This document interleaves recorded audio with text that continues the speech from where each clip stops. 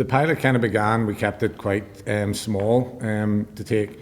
We identified a handful of schools coaches from our medallion age bracket, which is under 15. So as part of the alignment piece, I suppose, they were educated on the course. And off the back of that, then we would have sent out forms to them to allow them to flag the players that, again, align to the 4 pillars that we're looking at. So every coach had a good expectation of what we were looking for, and then they were able to feed that back to us. The initial pilot ran for the first season, and then for one season, and then COVID kind of happened, and then we kick-started again after that, where we kind of grew the pilot slightly more. But it gave us a good idea of the coaches and things that were going to buy into it, and the flaggers. And it also gave us a good scope, I suppose, to what players that we already knew about, what players potentially we hadn't any information on, and started to help us build a kind of database, I suppose, of information on players that allowed us to pick up, I suppose, anyone that was falling through the cracks and that. Everyone has a different eye for what they're looking for, and I suppose we as staff have a probably closed vision on what we're looking for from players, so it was quite good to see what the club and school coaches were seeing slightly different to us on a day-to-day basis, working with teams especially as well, and some of the different aspects and attributes in players that they were looking at as well. So yeah, it was good in that respect. With COVID and that break in rugby, we were aligning and looking at how we were setting up our pathway from 16s right up to our under 19s, under 20s, our NTS players going into the academy. And the pilot project gave us just time to sit back and look at how we wanted to move things going forward. And having run it for a season, we want to expand, so that's expanding in the number of flaggers that we have out in our clubs and in our schools. The pilot was very much based around those under 15 medallion players and under 16 players, but we're now going to expand that pool, educate them through the IRFU workshop, and it means we'll have a wider range of players being watched week to week through the club game and through the school game at 16s, 17s and 18s or school first 15 level. On the back of that, through the Alcorn and the women's game in Ulster, there's going to be a group of women's flaggers as well who will focus solely on the women's game. And it probably ties into how we realigned the pathway, where certain staff and certain flaggers will have an area that they will focus on. So that helps us, I suppose, watch as many players as we can during the week, and then look to scout those players and bring them into our squads when that's appropriate. And I think the big advantage we have there is we have our provincial hub at New Forts, but we've also got regional hubs. So if a player is seen, is followed up flagged, is followed up and scouted, we can very quickly, within a week, get that player, whether they're a club player or a school player, to the most appropriate centre for them, so they can get additional rugby and additional athletic development support. So that should help us cast the net far and wide, but also get the right service provision to the very best players with the most potential as early as we can, and see them progress through the pathway.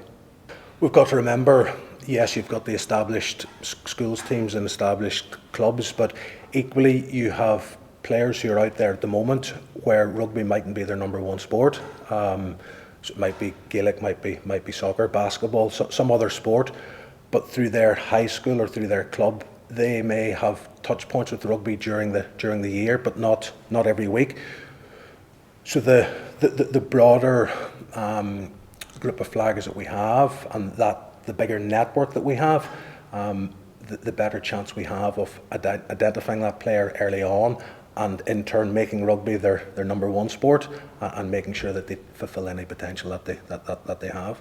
We've, through the regional development officers, domestic rugby and the academy staff, we now meet on a Monday morning and talk through all of the information that has come through over the weekend, and what we need to do with those players in that particular week going forward. So what games were seen, what players were flagged, have any players been flagged multiple times and need to be scouted, and then what's the best way to ensure that player then gets to their club or to their school, or gets within the pathway. So that's a real alignment piece, and networking within Ulster Rugby itself, and that obviously goes bigger and broader when you deal with those flaggers that feed in, Johnny.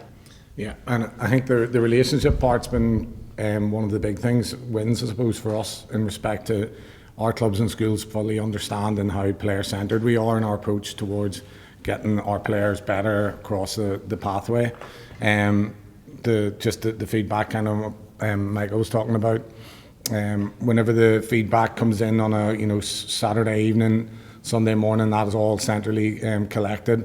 Those meetings happen on a Monday, where there's each staff member then are able to that looks after each age grade squad essentially, and they have a good eye then, I suppose, on what players and areas of needs there may potentially be within that. And then we're able to get onto the scouting stage essentially after that, to go and follow up on that information and see where then players potentially fit in relation to the depth charts, etc. Within our pathway. So it's great. It's massive opportunity for us to grow our eyes, I suppose, on the ground with all these flaggers that we have, and hopefully it's something that can keep growing. Between staff and volunteers, I think we're sitting at around 30 flaggers currently, and off the back of that, we had over 170 players flagged last season, and there's probably 60% of those were players that weren't already in our pathway. So that may be because staff and individuals potentially knew they were already in a pathway, but it also helped us build an idea of the players that are performing week in, week out, that are in the pathway also. The players obviously that were flagged that aren't in the pathway, we were able to follow up and see, and either make a decision on, would be someone that we would like to bring into our pathway and hopefully pull along with a little bit of development. There has been numerous players within that across every age bracket.